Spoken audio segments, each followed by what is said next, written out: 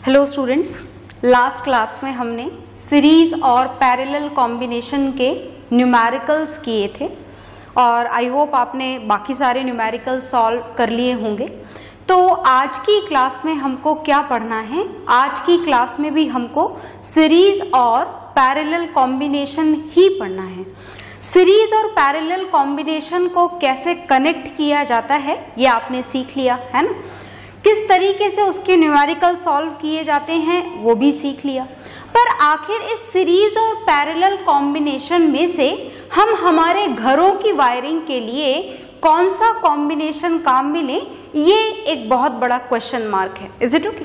तो हम ये जानना चाहते हैं कि हमारी हाउस होल्ड वायरिंग में, समझ गए ना आप लोग, हमारे घरों में जो फैन, ट्यूबलाइट, एसी, रेफ्रिजरेटर, ये जितनी भी चीज़ें कनेक्टेड होती हैं, अब हम जानना चाहते हैं कि इन सारे इलेक्ट्रिकल अप्लायंसेस को कौन से कॉम्बिनेशन में कनेक्ट किया जाए। इनको सीरीज में कनेक्ट किया जाए या फिर इनको पैरेलल में कनेक्ट किया जाए। तो चलो जानते हैं, कंपैरिजन करते हैं कि सीरीज कॉम्बिनेशन में किया जाए या पैरेलल कॉम्बिनेशन में। इसको कंपेयर करके हम फाइनली पता लगाएंगे कि विच इज बेटर। ओके, तो चलिए देखते हैं। पहला ऑप्शन है कि जितने भी इलेक्ट्रिकल अप्लायंसेस हैं आप उन्हें कौन से कॉम्बिनेशन में कनेक्ट कर दें? सीरीज कॉम्बिनेशन में, है ना। जो दूसरा ऑप्शन है आपके पास में वो है कि जितने भी आपके इलेक्ट्रिकल अप्लायंसेस हैं उन्हें कौन से कॉम्बिनेशन में कनेक्ट कर दें? पैरेलल कॉम्बिनेशन में कनेक्ट कर दें। तो चलो जानते हैं कि क्या दिक्कतें आती हैं कौन से कॉम्बिनेशन में, या क्या क्या फायदे हैं कौन से कॉम्बिनेशन के। तो चलिए मैं आपको यहाँ पर सीरीज कॉम्बिनेशन से शुरुआत करके बताती हूँ, सुनिएगा ध्यान से। जैसे देखिए, इलेक्ट्रिकल सर्किट हम बनाने जा रहे हैं और ये हमने लगा दिया source of current. This is a source of alternating current. Alternating current का सोर्स है ये। ऑल्टरनेटिंग करंट आता है हमारे घरों में। ऑल्टरनेटिंग करंट क्या होता है? That will see in the magnetism chapter, not in the electricity chapter. Battery से नहीं आता है ना हमारे घरों में करंट, इसलिए बैटरी नहीं लगाई है मैंने। ओके, अब देखिएगा ध्यान से, ये जो सीरीज कॉम्बिनेशन है इसमें हम अप्लायंसेस कनेक्ट करने जा रहे हैं। जैसे मैंने सबसे पहले लगाया बल्ब। ये कौन सा बल्ब है? ये वही येलो लाइट वाला traditional bulb which is based on the heating effect of current. ज्यादा हीट करोगे तो ये फिलामेंट गर्म होगा, रेड हॉट होगा, और फाइनली इसके रेड हॉट होने से आपको रोशनी मिलेगी। रोशनी का मतलब लाइट एनर्जी मिलेगी। Is it okay? अब आपने दूसरे अप्लायंसेस भी इसमें कनेक्ट कर दिए। मान लीजिए कि आपने ये इलेक्ट्रिक फैन भी कनेक्ट कर दिया। Is it okay? फिर आप जो भी लगाना चाहते हैं सब लगा दीजिए। फॉर एग्जाम्पल आपने एसी भी कनेक्ट कर दिया, ठीक है। और क्या लगाएं भी? टेलीविजन भी लगा देते हैं। लीजिए, टेलीविजन भी कनेक्ट कर दिया, बस इतना काफ़ी है। तो हमने ये सारे कॉम्बिनेशन ये जो अटैच किए हैं, electric bulb, electric fan, AC और ये टीवी, ये कौन से कॉम्बिनेशन में हमने यहाँ पर कनेक्ट करे हैं? ये सब हमने यहाँ पर कनेक्ट करा है सीरीज कॉम्बिनेशन में, है ना। कौन से कॉम्बिनेशन में कनेक्ट करा है? सीरीज कॉम्बिनेशन में। चलिए, तो पैरेलल वाला भी कंपेयर करने के लिए ड्रॉ कर लेते हैं। This is just a rough diagram, there is no need to draw these diagrams in the exams, so we are just drawing it only for the comparison between the parallel and the series combination. So look here very carefully. Now we are going to connect all these appliances in which combination? In the parallel combination, right? So this is the AC, this is electric fan. ये कौन सा fan है? ये हमने लगाया electric fan. Okay, और देखो मैंने स्विच भी लगा दिया इलेक्ट्रिक फैन के लिए। एसी के लिए भी लगा देते हैं एक स्विच, बहुत ध्यान से देखना। This switch is for AC. यहाँ इधर लगाया यहाँ इधर लगाया, कोई फर्क नहीं पड़ता, आप कहीं पे भी लगा सकते हैं। फिर आपने कनेक्ट करा आपका टेलीविजन, ये टेलीविजन कनेक्ट कर दिया, ये टेलीविजन का स्विच लगा दिया, ठीक है। चलो एक बल्ब भी कनेक्ट कर देते हैं। दिस इज अ बल्ब, और ये बल्ब के लिए हमने स्विच कनेक्ट कर दिया। ये वायरिंग की ओवरलैपिंग ना करें आप यहाँ पर, ऐसे ये एक वायर और ये दूसरा wire. Okay, and now they are connected to the source of electricity, whatever the source of electricity is. जैसे आपने ये alternating current supply करा है, so I am going to draw this symbol and this is a switch.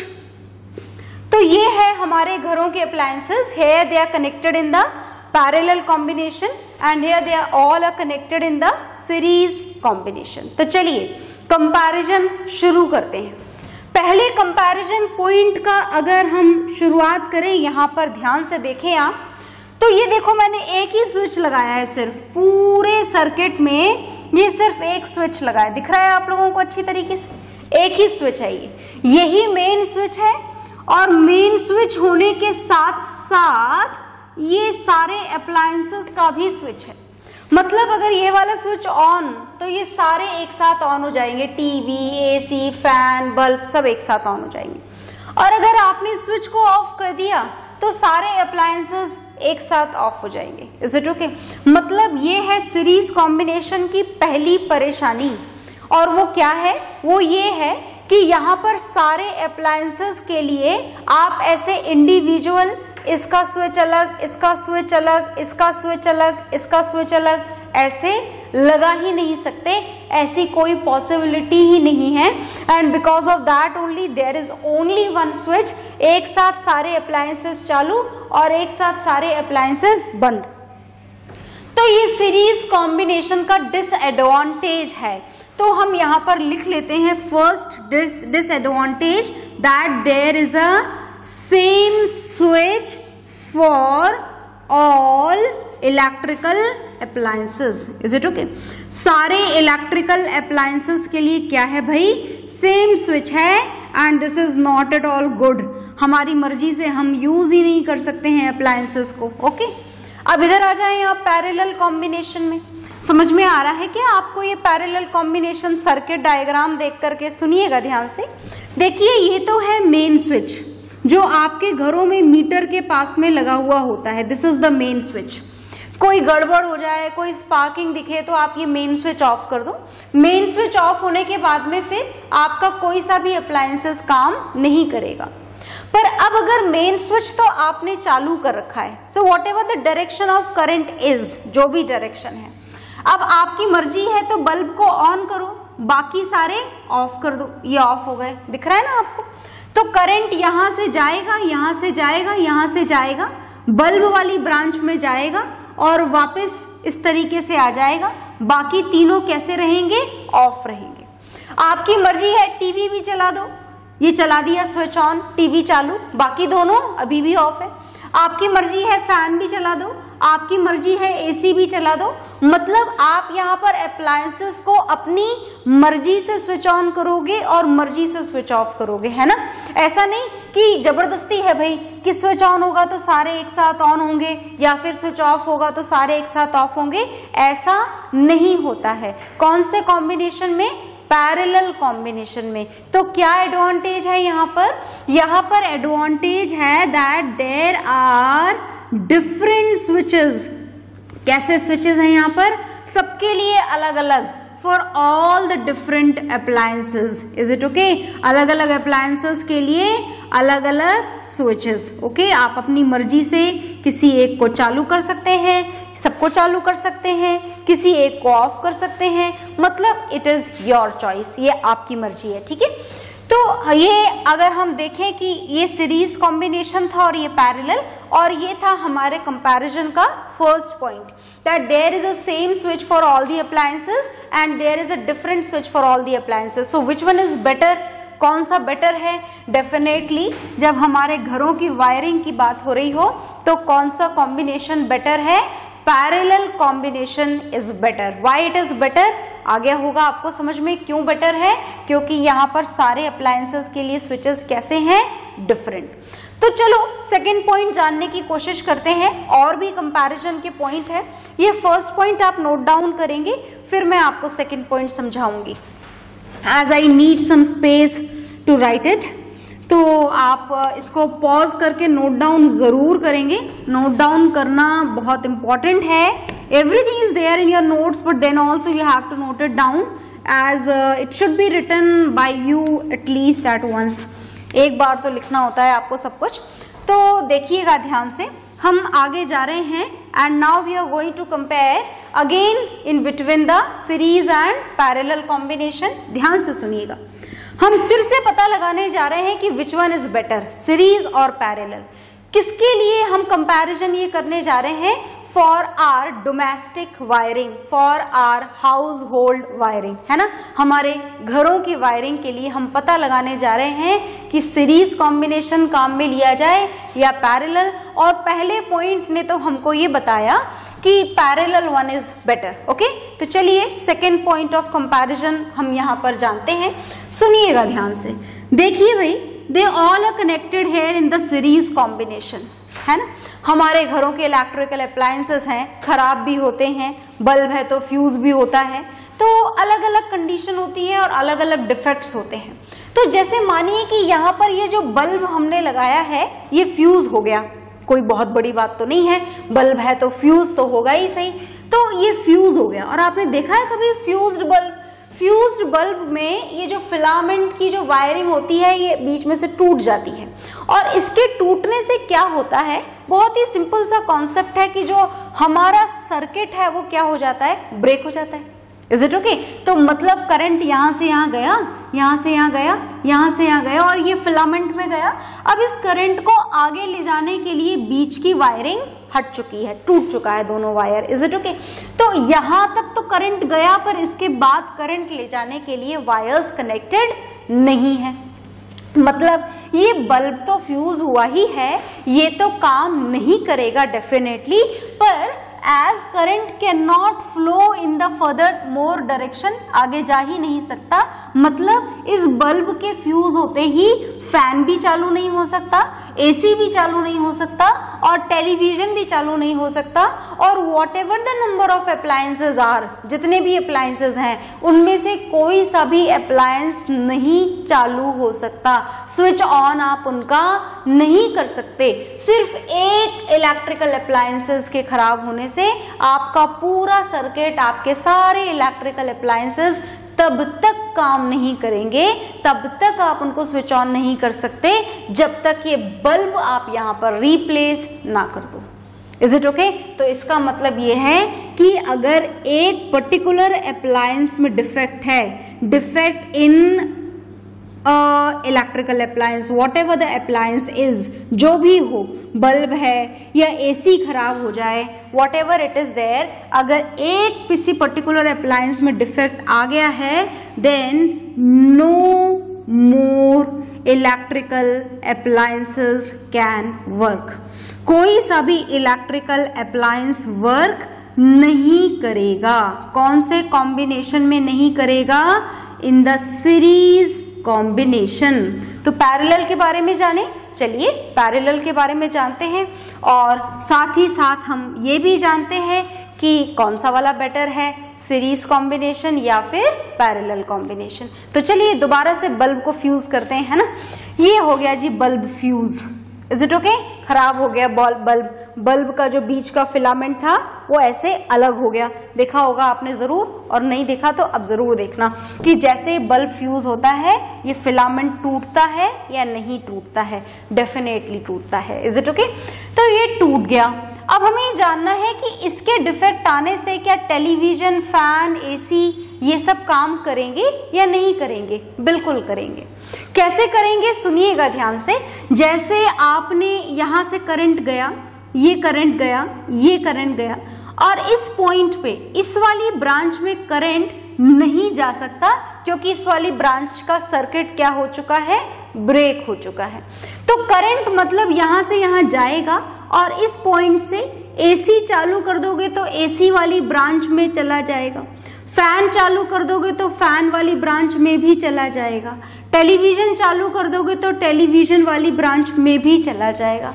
मतलब अगर एक appliance defected हुआ है, डैमेज हुआ है, तो उसका इफेक्ट बाकी सारे अप्लायंसेस पर नहीं पड़ेगा, बिल्कुल भी नहीं पड़ेगा। सारे अप्लायंसेस बिल्कुल अपनी नॉर्मल ओरिजिनल कंडीशन की तरह काम करते रहेंगे। मतलब पैरेलल कॉम्बिनेशन बढ़िया है क्या? बिल्कुल बढ़िया है। सेकंड जो टॉपिक है, जो सेकंड पॉइंट है, वो भी यही बोल रहा है that parallel one is better. चलिए तो थोड़ा और कंपैरिजन करेंगे, और कंपैरिजन के लिए मैं सेकंड पॉइंट यहाँ से रफ कर रही हूँ, और अब हम थर्ड पॉइंट जानेंगे। बहुत ध्यान से सुनना, थर्ड पॉइंट क्या है, ये थर्ड पॉइंट अच्छे से सुनिएगा। थर्ड पॉइंट क्या है, यहाँ पर दोबारा से हम कंपैरिजन कर रहे हैं, comparison between the series and parallel combination, and this is the third point of comparison. Third point है ये हमारे कंपैरिजन का। जैसे हमारे घरों में, हमारे इंडिया में, हमारे देश में जो फ्रीक्वेंसी आती है ऑल्टरनेटिंग करंट की, वो आपको फ्रीक्वेंसी होती है 50 हर्ट्ज। आप याद रखें, अच्छी बात है, और वैसे हम इसके बारे में पढ़ेंगे मैग्नेटिज्म चैप्टर में। फिलहाल जो ज्यादा इंपॉर्टेंट है वो है वोल्टेज। जो वोल्टेज आता है हमारे घरों में करंट का, वो आता है 220 वोल्ट। याद रखिएगा, कभी कभी तो बस यही क्वेश्चन पूछ लिया जाता है that what is the frequency and voltage of electric current which is supplied in our country. एक नंबर का क्वेश्चन होता है, तो याद होना चाहिए कि कितना वोल्टेज आता है हमारे घरों में, 220 वोल्ट्स, और किस फ्रीक्वेंसी पर आता है, 50 हर्ट्ज की फ्रीक्वेंसी पर आता है। तो ये बात आपको हमेशा याद होनी चाहिए, ठीक है। तो now we want to know that which combination is better, so look here very carefully. हम थर्ड पॉइंट का डिस्कशन कर रहे हैं, बहुत ध्यान से आप लोग सुनेंगे। यहाँ पर भी वोल्टेज 220 है और यहाँ पर भी वोल्टेज 220 है, सेम वोल्टेज है। और अगर हम इस वोल्टेज की बात करें which is going to be supplied in the series combination, which combination is here, series, they all are connected in the series combination, is it okay? तो अगर हम वोल्टेज की बात करें तो सप्लाइड वोल्टेज कितना है, 220। तो बल्ब का वोल्टेज भी 220 होगा क्या, या फिर इस फैन पे जो वोल्टेज, जो इसको वोल्टेज मिल रहा है, क्या वो भी 220 होगा? क्या एसी को भी 220 वोल्टेज मिल रहा है, या फिर क्या टेलीविजन को भी 220 वोल्टेज मिल रहा है? नॉट एट ऑल, बिल्कुल भी नहीं। Is it okay? क्यों नहीं मिल रहा है? क्योंकि ये बात तो हम बहुत पहले ही अच्छी तरीके से समझ चुके हैं कि what ever the supplied voltage is, that will divide into the number of resistors। तो रजिस्टर्स तो यहाँ है नहीं, मतलब वोल्टेज जो भी आप अप्लाई कर रहे हो वो इन सारे इलेक्ट्रिकल अप्लायंसेस में क्या हो जाएगा, डिवाइड हो जाएगा। इक्वली होगा क्या, ये बात हम नहीं कह सकते कि डिवीजन इक्वली होगा या नहीं, it depends on a lot of factors, okay. तो फिलहाल हमको ये बात तो समझ में आई कि जो भी वोल्टेज आपने यहाँ सीरीज कॉम्बिनेशन में सप्लाई किया है वो सबको सेम नहीं मिलेगा। ये जो है 220 वोल्ट वो डिवाइड हो जाएगा, थोड़ा वोल्टेज इसे, थोड़ा इसे, थोड़ा इसे, थोड़ा इसे। और देखो हमारे घरों में ये 3-4 अप्लायंसेस तो होते नहीं हैं, ढेरों इलेक्ट्रिकल अप्लायंसेस होते हैं, और when they all are connected in the series combination, तो आप सोचो जरा कि ये 220 वोल्ट कितने सारे पार्ट्स में डिवाइड होगा। Is it okay? मतलब हर अप्लायंसेस को जो वोल्टेज मिलेगा वो बहुत थोड़ा मिलेगा, मतलब वो अपनी फुल एफिशिएंसी से काम ही नहीं कर पाएगा। अगर बात हम किसी बल्ब की करें, एलईडी की करें, लाइट की करें, then it will glow less brightly. कैसे ग्लो करेगा ये? लेस ब्राइटली ग्रो करेगा। ये कौन से कॉम्बिनेशन में लेस ब्राइटली ग्रो करेगा? If it is connected in the series combination, है ना। क्यों करेगा लेस ब्राइटली ग्लो? कारण समझ में आ गया ना। Because in this condition, in this combination, the bulb which is connected or whatever the appliances which are connected here, it is not at all going to get the voltage of 220 volts. Is it okay? तो अब आ जाएं आप parallel combination पे। अगर मैं आपसे बोलूं कि पैरेलल कॉम्बिनेशन में फिलहाल when we supply this voltage of 220 volts, तो इस AC को कितना वोल्टेज मिल रहा है? 220। मैं आपसे पूछूं फैन को कितना वोल्टेज मिल रहा है?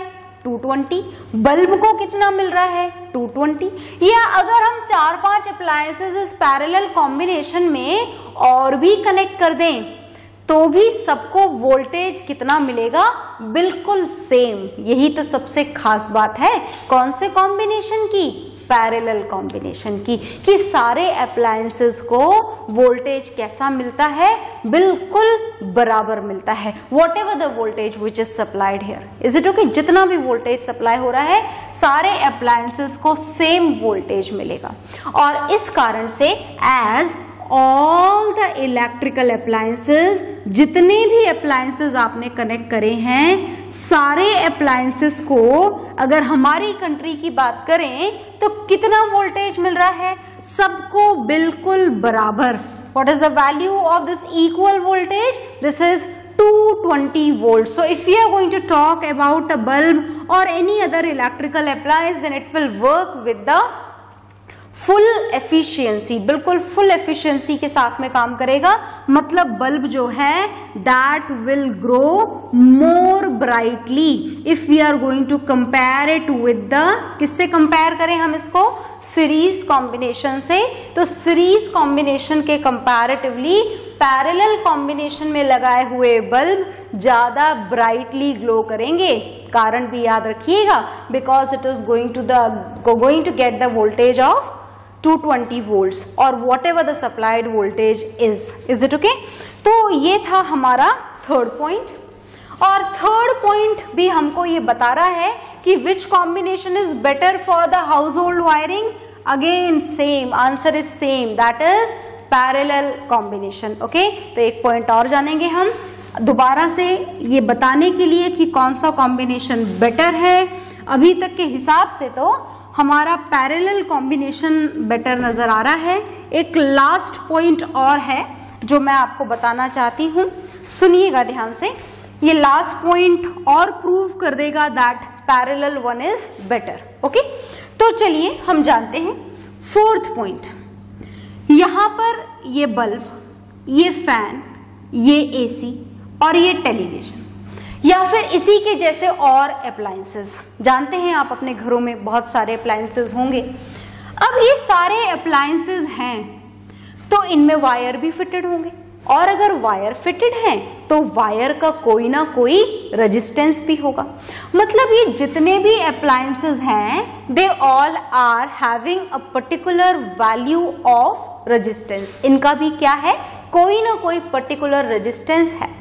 And as we know, when the resistances are connected in the series combination, अगर resistances को series combination में जोड़ा जाए, in that condition the value of total resistance is higher. Total resistance की value higher होगी या नहीं? If it is going to compare with the parallel one, definitely ज़्यादा होगी। टोटल रेजिस्टेंस यहाँ पर कैसा होगा, ज्यादा होगा। और जब टोटल रेजिस्टेंस ज्यादा होगा तो करंट की वैल्यू अपने आप ही क्या हो जाएगी, रिड्यूस हो जाएगी। होगी या नहीं होगी, बिल्कुल होगी। हमें तो फॉर्मूला पता है, कौन सा वाला, V इज इक्वल टू लिखते हैं V is equal to I into R। So I is equal to V upon R। तो अगर R ज्यादा तो करंट कम, और अगर R कम तो करंट ज्यादा, है ना। तो सीरीज कॉम्बिनेशन में टोटल रेजिस्टेंस पूरे सर्किट का कैसा हो जाएगा, हायर। उस कारण से करंट की वैल्यू क्या हो जाएगी, रिड्यूस हो जाएगी, अपने आप ही रिड्यूस हो जाएगी। पर अगर हम यहां पर जानना चाहें तो all these appliances with their resistances are connected in the parallel combination, and in that condition total resistance will be higher. total resistance कैसा हो जाएगा, ज्यादा हो जाएगा। होगा या नहीं होगा ज्यादा, बिल्कुल ज्यादा हो जाएगा। और जब टोटल रेजिस्टेंस ज्यादा होगा तो करंट की वैल्यू कैसी हो जाएगी, ज्यादा नहीं होगा टोटल रेजिस्टेंस कैसा होगा, कम होगा। ज्यादा तो यहां था ना, कौन से कॉम्बिनेशन में, सीरीज कॉम्बिनेशन में। पैरेलल कॉम्बिनेशन में तो टोटल रेजिस्टेंस कैसा हो जाता है, डिक्रीज, और अगर टोटल रेजिस्टेंस डिक्रीज होगा तो करंट की वैल्यू कैसी होगी, करंट की वैल्यू होगी हाई। Is it okay? तो यहां पर देखिए ध्यान से, करंट की वैल्यू जो फ्लो हो रही है, जो सोर्स में से खींची जा रही है, ड्रॉ की जा रही है, दैट विल बी मोर। और जब करंट की वैल्यू ज्यादा होगी तो definitely what ever the required amount of current is, जो भी करंट की रिक्वायर्ड वैल्यू है, इसको अलग करंट चाहिए, इसको अलग चाहिए, टेलीविजन को अलग चाहिए, बल्ब को अलग चाहिए, सबको सेम करंट होना चाहिए होता है, सबको करंट की वैल्यू अलग अलग चाहिए होती है। तो सब अपनी अपनी करंट की वैल्यू अपनी अपनी ब्रांच में अपनी अपनी रिक्वायरमेंट से ड्रॉ कर लेते हैं, और करंट की वैल्यू की सफिशिएंसी यहाँ पर है ही सही, क्योंकि सर्किट का टोटल रेजिस्टेंस कैसा है, कम। So again which combination is better, parallel one. Is it okay? तो आपको सारी बातें समझ में आ गई। तो हमने सीरीज और पैरेलल का कंपैरिजन कर लिया है, और 4 पॉइंट्स के थ्रू हमने कंपैरिजन किया है, और चारों पॉइंट्स में हमको ये क्लियर हो गया है कि अगर बात डोमेस्टिक वायरिंग की जाए, हाउस होल्ड वायरिंग की जाए, then which combination is better, parallel one is better. तो क्या हम हमारे घरों की वायरिंग में पैरेलल कॉम्बिनेशन काम में लेते हैं? यस, हम पैरेलल कॉम्बिनेशन काम में लेते हैं। तो ये है हमारे पैरेलल कॉम्बिनेशन को काम में लेने के 4 रीजंस। इनको आप पढ़िएगा, याद रखिएगा, और बाकी का जो टॉपिक है, next topic, that will see in the next class. Okay, bye everyone.